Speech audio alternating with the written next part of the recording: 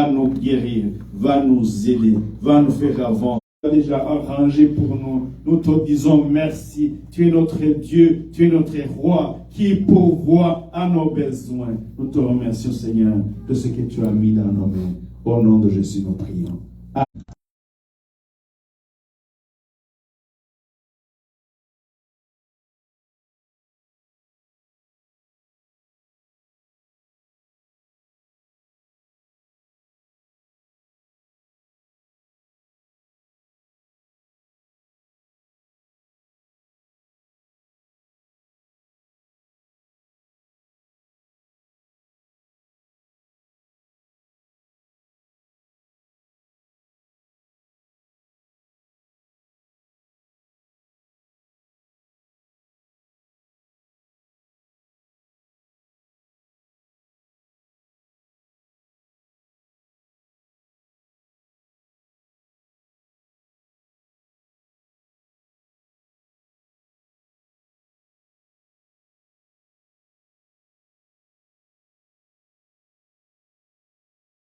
The vineyards. Our vineyards that are in bloom. Pasteur Msafiri, tu peux lire en Swahili? 2:15.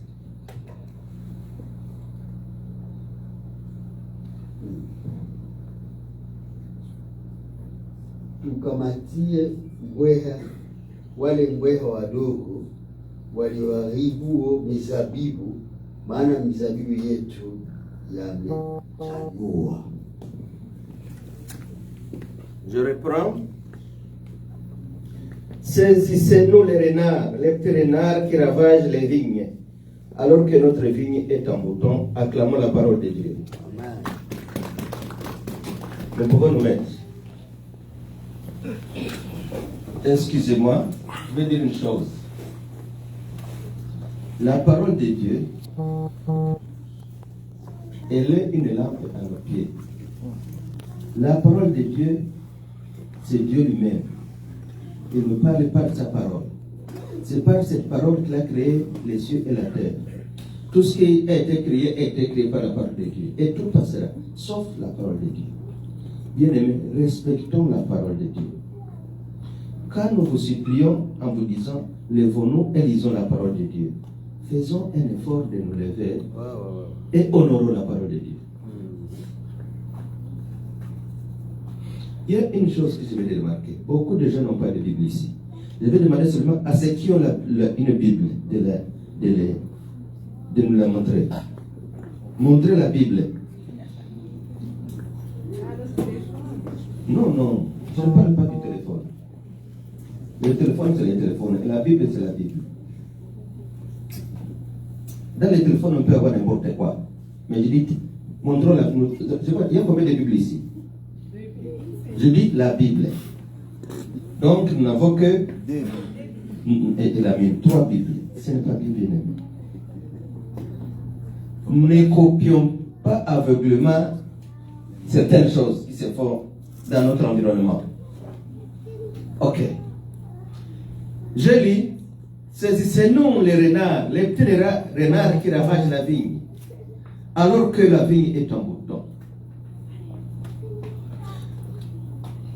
Je suis allé voir un commentaire dans la traduction œcuménique de la Bible. On dit ceci. Ici, on parle d'une jeune fille qui cite les paroles entendues. Et ces paroles entendues viendraient d'une mère. Et cette mère, qu'est-ce qu'elle fait? Elle envoie ses fils à la poursuite d'un jeune homme, qu'ici on sous-attend renard. Elle accuse ce jeune homme de nuire à sa fille. Et sa fille, ici, ça signifie la vigne. Il y a leur lieu d'habitation. Ils vivent aussi dans des lieux solitaires. Et il dit, il y a 2 catégories de renards. Il y a des renards qui viennent et mangent la vigne. Ils mangent ce qui est dans les champs. Et l'autre catégorie de renards, ce sont des renards qui ne mangent pas la vigne, mais ils la piétinent.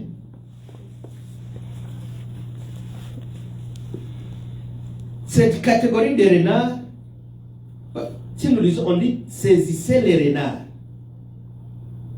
Puis il donne la catégorie des renards qu'il faut saisir. Il y a deux catégories. Des renards qui mangent la vigne. Quand vous voyez ces renards seulement passer, vous savez que la vigne sera envahie, sera détruite par ce renard. Ce sont des renards connus par tout le monde. Ce sont des renards qui détruisent fortement la vigne parce qu'ils la mangent. Et cette vigne ici est en bouton. Pour dire, elle est en train de fleurir. Shalom, shalom. Alors,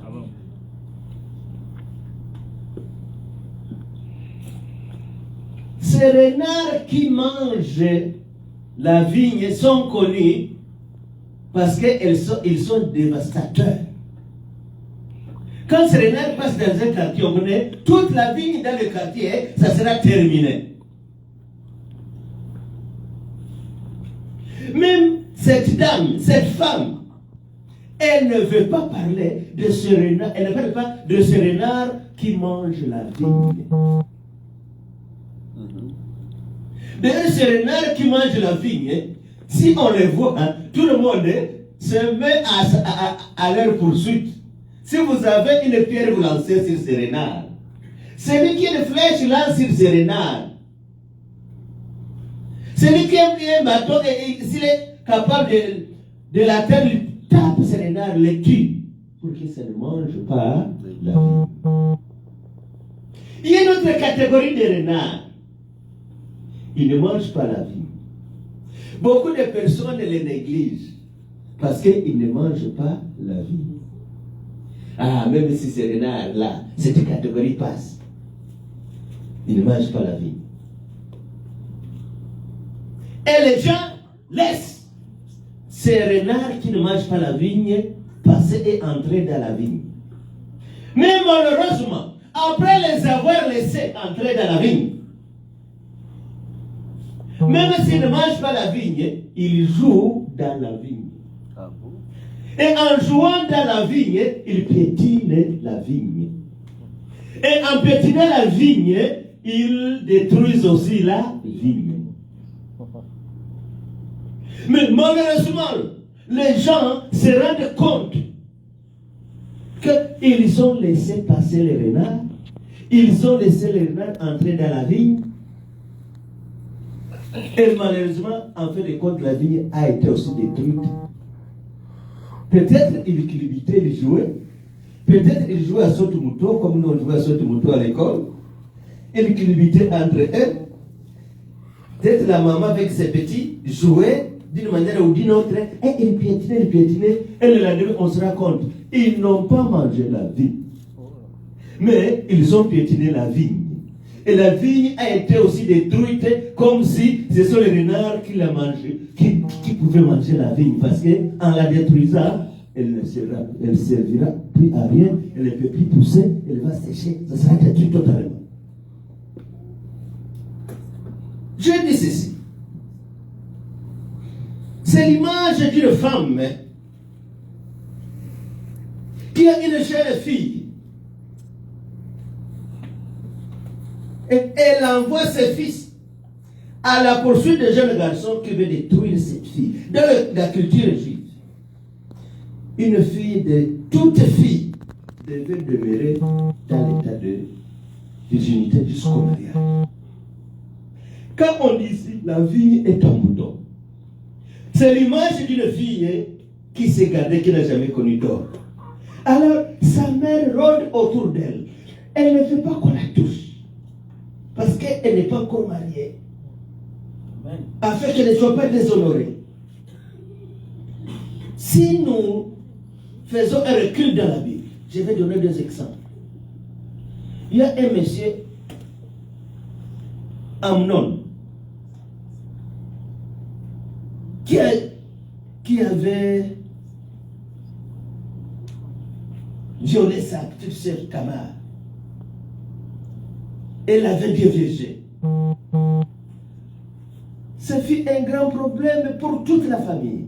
Et son grand frère Absalom avait gardé une haine contre son, petit frère, contre son frère, son demi-frère Amnon, jusqu'à le tuer.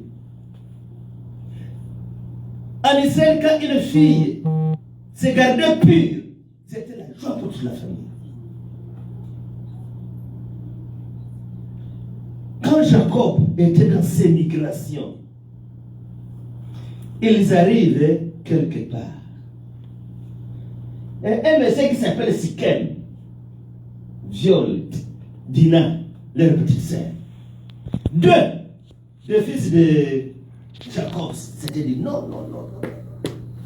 Ne peut pas déshonorer notre petite sœur. Non. Ils sont allés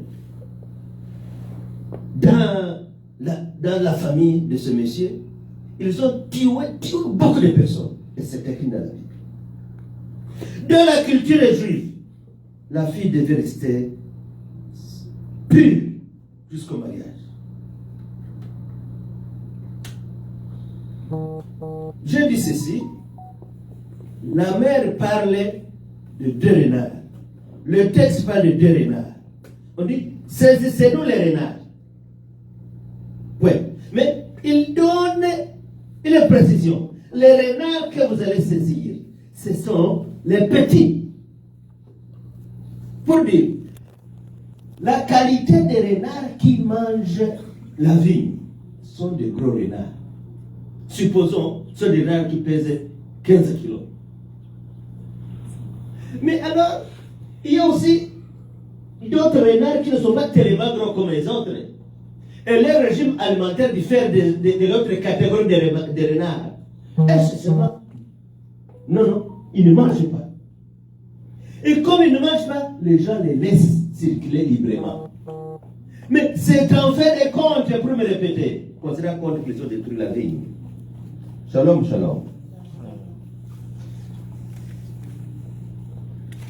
La Bible dit que ce champ est en bouton. Comme le champ est en bouton, il fallait que ce champ soit gardé pur. Comme c'est un bouton.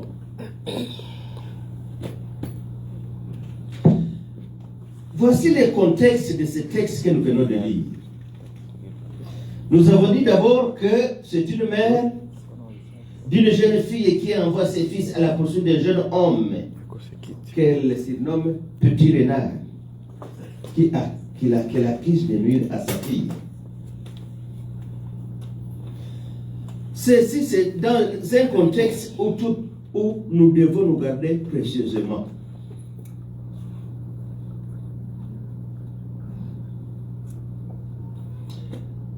Si 500, si beaucoup de petits renards passaient, même en très grand nombre, même 500 passaient, on les laisserait passer tranquillement. On les laisserait entrer dans la vigne tranquillement. Mais malheureusement, ils piétinaient la vigne. On sera compte en retard que la vigne a été détruite. Bien aimé, dans notre vie, le renard, les petits renards, le renard, c'est le péché. Les petits renards, ce sont les petits péchés. Un péché, c'est toujours un péché. Il n'y a pas de grands, il n'y a pas de petits. Mais aujourd'hui, je vais parler des grands et des petits. Si un grand renard passait dans les champs, il mangeait, il détruisait les champs en les mangeant. Et un petit renard, les petits renards, quand ils passaient aussi, même s'ils ne mangeaient pas, ils détruisaient en piétinant. Aussi dans notre vie, il y a ce que nous appelons grand péché et ce que nous appelons petit péché. Mais comme les résultats du grand, dans les champs, du grand renard et du petit renard, c'est la destruction du champ. Aussi, et ce que nous pouvons appeler grand péché, et ce que nous pouvons appeler petit péché, la conséquence c'est toujours la destruction de notre vie. Amen. Donc le renard c'est le péché, le petit renard c'est le petit péché, et la vigne c'est notre vie spirituelle. La vie, c'est notre vie spirituelle. Les petits renards piétinent et détruisent les gens, comme les petits péchés détruisent aussi notre vie spirituelle. Mais qui va alors saisir les petits renards? C'est nous-mêmes qui allons les saisir. Dans notre vie, c'est nous-mêmes qui devons veiller sur nous-mêmes. La maman envoie ses fils de veiller sur leur petite sœur, afin qu'il n'y ait pas quelqu'un, un petit renard, qui va les déshonorer. Mais ici, nous, dans notre vie, il n'y a pas quelqu'un que nous allons dire qu'il va veiller sur nous. C'est chaque personne qui va veiller lui-même sur sa propre vie. Amen, amen. Hein? Amen. Hein? Amen. La mère, c'est le Saint-Esprit. C'est Dieu. C'est Jésus-Christ.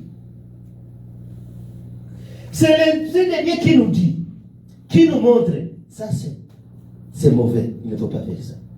L'Esprit de Dieu, Dieu lui-même, Jésus-Christ, il parle avec notre conscience pour montrer ce qui est bon et ce qui n'est pas bon.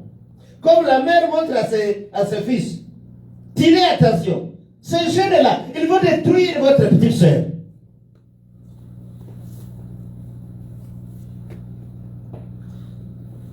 Dans les textes, les renards ne représentent plus un danger pour la vie. Même la mère ne dit pas qu'il faut saisir les renards. Ça ne représente plus un danger. Car on connaît les désastres qu'ils causent. Je reprends. Les renards ne représentent plus un danger, d'après les textes. Parce que tout le monde connaît les désastres que causent les renards. Même des petits enfants de 4 ans, ils savent que si un renard passe dans notre champ, il va détruire notre champ. Les petits de 4 ans diront, maman, je vois des renards entrer dans les champs, allons les chasser, ils vont détruire notre champ. C'est ainsi que donc dans notre vie, ce que nous appelons les grands péchés, nous avons l'habitude de veiller sur les grands péchés, ce que nous appelons grands péchés. Vous allez voir des personnes, ils ne peuvent plus jamais faire l'impudicité. Ils ne peuvent pas voler. Ils ne peuvent pas faire, je ne sais pas, ils ne peuvent pas faire l'homosexualité. Ils ne peuvent pas faire la sorcellerie. Ils ne peuvent pas faire les drogues parce qu'ils connaissent que c'est mauvais. Ils ne peuvent pas tuer, ils connaissent que c'est mauvais. Ils ne peuvent pas faire les avortements, ils connaissent que c'est mauvais. Etc., etc. C'est que nous les hommes nous appelons des grands péchés. Il y a une longue liste. Et tout le monde veille à ça. Tout le monde veille à ça. Tout le monde veille à ça. Comme tout le monde veille au renard. Non, si le renard passe, il va manger mon chat. Il va détruire mon chat. Ils vont les manger. Ils vont tout détruire. Si ce sont des fruits, ils vont manger tous les fruits. Et tout le monde tient compte des renards. Il y a des chrétiens qui sont arrivés à ce niveau où ils ne peuvent plus commettre ce que nous appelons, nous les hommes, des grands péchés. Ils ne peuvent pas tuer. Ils ne peuvent pas faire l'adultère. Ils ne peuvent pas voler, ils ne peuvent pas avorter. Ils ne peuvent pas s'enivrer. Ils ne peuvent pas se droguer. Etc., etc. Cette catégorie de chrétiens, ils s'en sont débarrassés totalement. Même s'il y a des chrétiens aujourd'hui qui marchent dans ce que nous appelons de grands péchés, ils ne se soucient pas. Mais alors, qu'est-ce qui détruit les chrétiens? En général, ce ne sont pas des renards. Donc, ce que nous appelons des grands péchés. Ce qui détruit les chrétiens, c'est ce que nous négligeons. Cette maman a compris. Je ne peux pas négliger les petits renards. ils vont détruire ma vie, qui est son genre, sa fille. Je m'imagine que cette fille, peut-être qu'elle avait 16 ans. Et il veut peut-être une multitude de petits garçons de 16 ans entourer sa fille. Il dit non, non, non, non. Ma petite, allez. Dites attention. Je veux beaucoup de tous les garçons de ce quartier autour de votre petite sœur. Allez veiller sur elle. Allez veiller sur elle. Alléluia. Parce que d'autres pouvaient négliger. Ah, ce sont des enfants. Ce sont des enfants. Ils ne peuvent rien faire. Ils ne feront absolument rien. Ce sont encore des petits enfants. Alléluia. Ce qui détruit la vie des chrétiens aujourd'hui, ce ne sont pas ce que nous appelons des grands péchés, mais plutôt les petits péchés. Il y a des gens, des chrétiens qui sont tellement orgueilleux. Ils ne savent pas que Dieu est contre les orgueilleux. La Bible dit, le Seigneur est contre les orgueilleux, mais il donne sa grâce aux humbles. La vie de beaucoup de chrétiens aujourd'hui est détruite par l'orgueil. D'autres sont tellement paresseux. Et si nous lisons Jérémie 48, 10, la Bible dit, malheur à celui qui fait l'œuvre du Seigneur avec mollesse. Malheur à quiconque fait l'œuvre du Seigneur avec mollesse. Il y a des personnes qui sont tellement négligentes que vous ne pouvez pas vous en rendre compte. J'ai écouté par exemple aujourd'hui le pasteur dire, les jeunes nous aideront à déplacer les choses ici. Mais je suis sûr, tous les jeunes ne peuvent pas le faire. Mais comme je viens de le dire, peut-être qu'ils peuvent le faire. Il y a des gens qui sont tellement négligents. Des petits renards. Il y a des personnes qui vivent dans la médisance. Je pense que vous qui vivez déjà pendant longtemps en Occident, peut-être il n'y a pas de médisance en Occident. Mais de l'autre côté, il y a des gens qui peuvent commencer du matin au soir en train seulement de faire la médisance du matin au soir.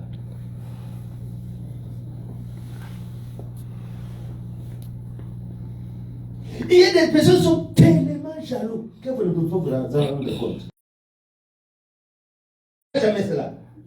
La jalousie.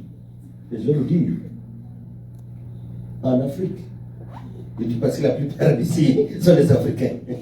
Moi aussi je le suis. Même si je suis en train d'être Canadien. Même si vous êtes déjà Canadien, vous venez de l'Afrique. En Afrique, il y a beaucoup de gens jaloux. Ici, en Occident où nous sommes, nous devons les étudier. Si quelqu'un est en train d'évoluer, les autres font comme ça, ils les poussent pour évoluer. Mais de l'autre côté, vous voulez évoluer, les autres sont en train de vous pousser vers les bas, nivellement vers les bas. Qu'est-ce qu'il se croit? Nous avons grandi ensemble. Lui, il est, hein? Non, je ne peux pas accepter. Dernièrement, en Afrique, dans les pays où je viens, il y avait élection présidentielle. Alors, il y a une femme qui avait dit, parce que le mari dit, il y a un monsieur qui pose la candidature. Il arrive que la femme de celui qui pose la candidature comme président de la République a une connaissance avec laquelle elle a grandi. Et l'autre dit, non, comment se peut-il que lui, elle devient la femme du président, je ne peux pas accepter. Elle, femme du président de la République, moi, je ne peux pas accepter. Donc, elle était tellement jalouse que l'autre soit la femme du président, première dame du pays. Si l'autre devient première dame, elle va vous empêcher d'être la femme de votre mari. Non. La jalousie. Et les gens, ce petit renard de jalousie, les gens ne peuvent pas facilement confesser. Il y a des gens qui ont la haine. Vous ne lui avez jamais rien fait de mal. Mais il est seulement, il vous hait sans raison. La personne vous hait jusqu'à la moelle épinière. Si vous lui demandez, qu'est-ce que j'ai fait de vous? Quel mal je vous ai fait? Il n'y a pas de mal. Il n'y a pas de mal, mais seulement il vous hait. Non, cette personne, je ne l'aime pas. Mais jamais il ne va confesser ça. Petit renard.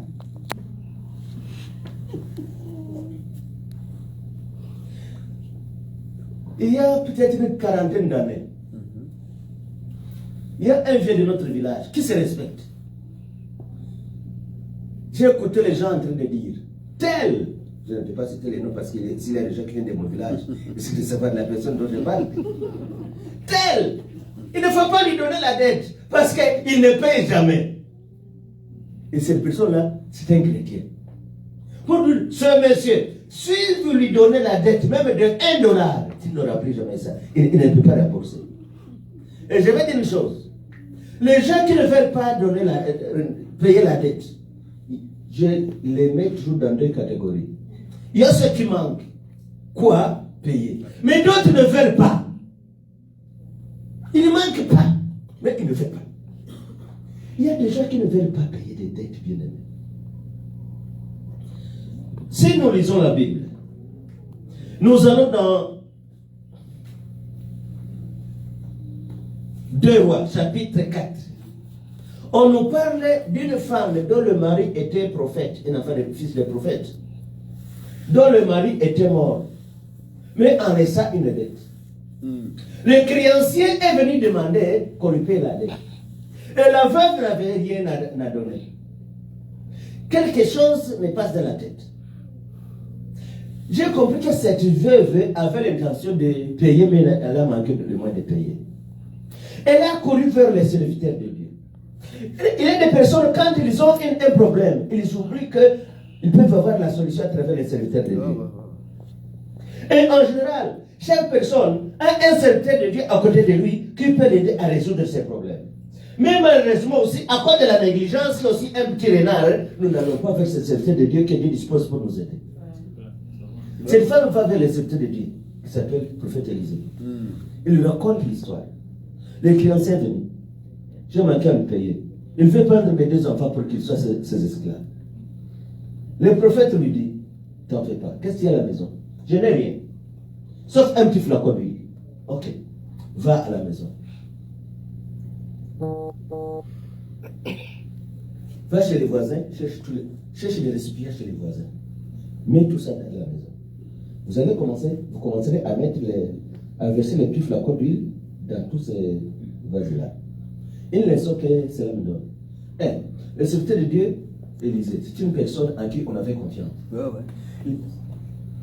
C'est une personne en qui on avait confiance. Je ne peux pas me tenir debout devant vous pour dire, ayez confiance en moi. Je ne peux pas le faire. C'est ma façon de vivre qui va permettre que vous ayez confiance en moi. Donc, Élisée, la femme avait confiance en lui. La femme, Élisée, ce qu'Élisée lui a dit, elle savait. Comme c'est de lui qui m'a dit ceci, tu sais ce qui va se faire. Elle va chez les voisins. Elle prend des vases. Quelque chose, une leçon que je viens de recevoir ici. Cette femme était fidèle. Il n'y avait pas en elle un petit renard qui pouvait l'empêcher de recevoir les vases. Si, dis-moi, quand elle allait chez la voisine pour demander les couteaux ne rentraient pas. Demain, elle va chez la voisine pour demander les thermos. Les thermos ne rentrent pas. L'autre jour, elle était allée chez un autre voisin pour demander peut-être $2. Et $2 ne rentrent pas. Elle n'aurait pas les vases. Mais tout le monde qui va donner les vases savait, je lui donne le vase, les vases vont rentrer. Elle est allée à la maison. Elle s'est enfermée dans la maison avec ses enfants. Ils ont versé l'huile dans les vases. Les vases ont été remplis. Une autre leçon qu'elle me donne. Elle n'a pas touché les vases avant de donner le rapport au serviteur de Dieu. Elle est allée au serviteur de Dieu. C'est de lui donner la permission. Va vendre cette huile. Tu vas payer la dette. Et le reste, vous allez vivre avec ça. Wow. Alléluia. Une leçon aussi, une autre leçon que j'ai tirée. Dieu nous bénit en fonction de notre foi. Amen. Pour dire, si cette femme a pris des vases qui pouvaient contenir 1000 litres, sa foi s'arrêtait là. Parce que la Bible dit, quand ils étaient en train de mettre de l'huile dans les vases, chaque vase, puis elle dit à ses enfants, amenez notre vase. Les enfants disent, ils ont dit, non, les vases sont terminés. Et l'huile a stoppé. Pour dire que s'il prenait plus de vases encore, je pense qu'elle s'était dit ça, yo, si je savais, je prendrais tous les vases du village.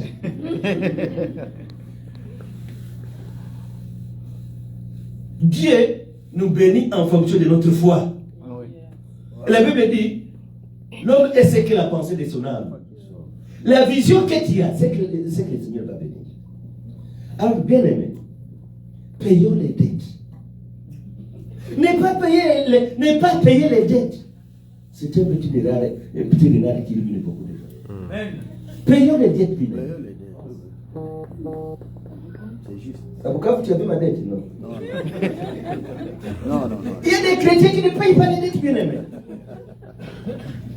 Et quelqu'un qui ne paye pas les dettes, il y a un autre petit renard qui s'ajoute, les mensonges. Parce qu'il va toujours fabriquer des formules pour s'en sortir.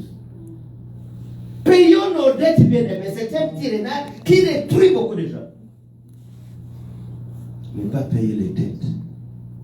Si tu as les dettes de quelqu'un, va payer. Si tu n'as pas les moyens de payer aujourd'hui, prends la conscience de payer. Prends la conscience de payer. Il y a des personnes, s'ils vous demandent un livre pour aller lire, ça ne l'entendra pas.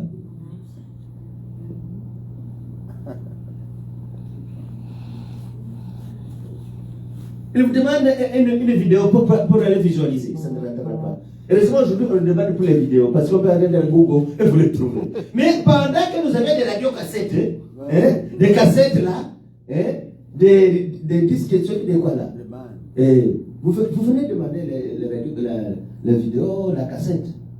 Après quelques jours, on se perd. Mais ça se trouve dans la manette ou dans la valise à la maison. Oh, les enfants perdent ça. Les enfants ont abîmé ça. Ah, c'est abîmé. Donne-moi ce qui est abîmé. Oh, je ne sais pas là où j'ai jeté. Vous abîmez ma cassette et vous permettez de la jeter sans m'informer. Non. Payons nos dettes, bien aimés. Si nous avons emprunté quelque chose à quelqu'un, nous devons les remettre. Ce sont des petits renards qui détruisent nos vies, sans le savoir. Il y a des gens dans leur sang, il n'y a que le tribalisme dans leur sang. Si vous n'êtes pas de son sang là, ça ne marche pas. Le tribalisme, le racisme. Je suis content parce que partout où je passe à Kampala, à Ottawa, on écrit des mots contre le racisme. C'est ça, non? Contre le racisme. Et vous allez voir que les gens qui ont conçu ça, peut-être ce ne sont même pas des chrétiens. Ou bien ils n'ont pas chrétien, ils n'ont pas fait dans les contextes chrétiens. Mais ils savent que le racisme est mauvais. Le tribalisme est mauvais. Surtout chez nous, là, en Afrique. Chez nous, en Afrique. Il y a des gens qui savent. Les bonnes personnes ne sont seulement les personnes de ma tribu. Les personnes que je peux aider sont seulement les personnes de ma tribu. Les personnes que je peux couvrir sont seulement les personnes de ma tribu. Des petits renards. En tant que chrétiens, nous devons nous vider du tribalisme. Parce qu'en Dieu, il n'y a pas de considération de personnes. De racisme. Que le Seigneur nous aide vraiment. Shalom. Attention avec les petits renards. La considération des personnes. Vous aimez celui-ci, vous haïssez l'autre, et la personne que vous haïssez, il ne vous a jamais fait de mal. Il y a des petites choses. En tant que chrétien, nous devons nous débarrasser. Chez nous, on a l'habitude d'excommunier les gens à l'église quand ils ont commis de gros péchés. Vous ne les verrez pas être excommuniés parce qu'ils ont des considérations des personnes. Non.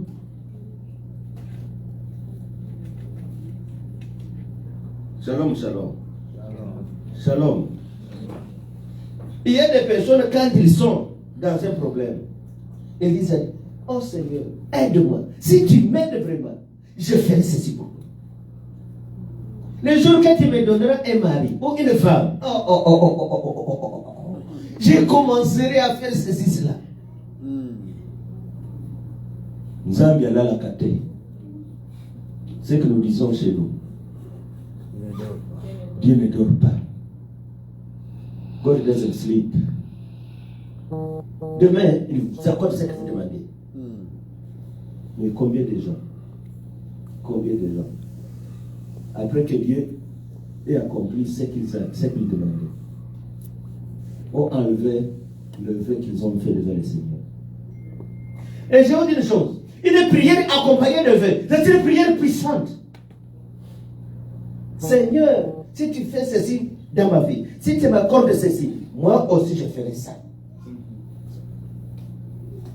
Et Jacob dira, Seigneur, si tu me délivres, je ferai ceci. Et il a accompli. Alléluia.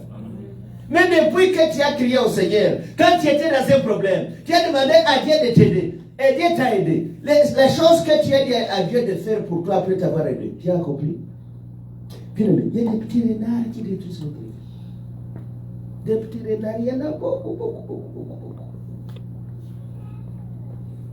Amen. Amen.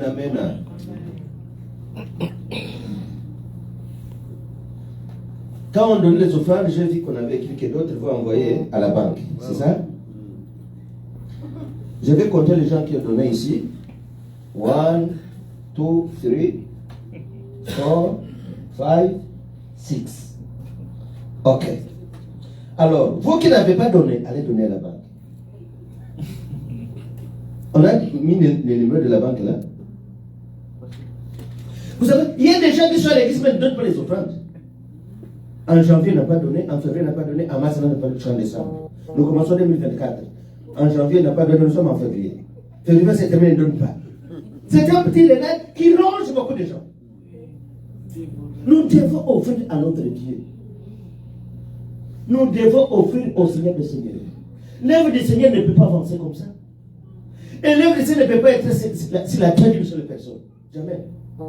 Tout le monde doit conjuguer les efforts ensemble afin que nous puissions pousser l'œuvre du Seigneur de l'avant. Amen. Écartons-nous des petits renards. Il y a des gens, c'est que nous allons parler des grands péchés. Ils ont abandonné et ne peuvent plus commettre. Ils sont des saints dans ce qui concerne les grands péchés. Mais dans ces petites choses, il y a ce que moi je parle, le vol camouflé. Chez nous, en Afrique, parce qu'en Afrique, il y a beaucoup de pays, surtout en RDC, moi je suis congolais. Là, on utilise beaucoup, les choses ne passent pas beaucoup à la banque. Vous allez voir quelqu'un à la maison qui te garde 50 000 $ à la maison, 100 000 $ à la maison, même plus de 100 000 $, il garde à la maison. Tout le monde garde son argent à la maison. Parce que demain, au Congo, quand il y a une banqueroute, ou bien disons, faillite d'une banque, même si vous avez versé 50 000 le matin, à 15 h, je connais quelqu'un qui verse l'argent, après quelques heures, on déclare la faillite de la banque, il n'a rien trouvé. Il dit, je venais de donner mon argent il y a quelques heures, c'est parti où? Mais c'était terminé comme ça. Comme ça, les Congolais gardent l'argent à la maison.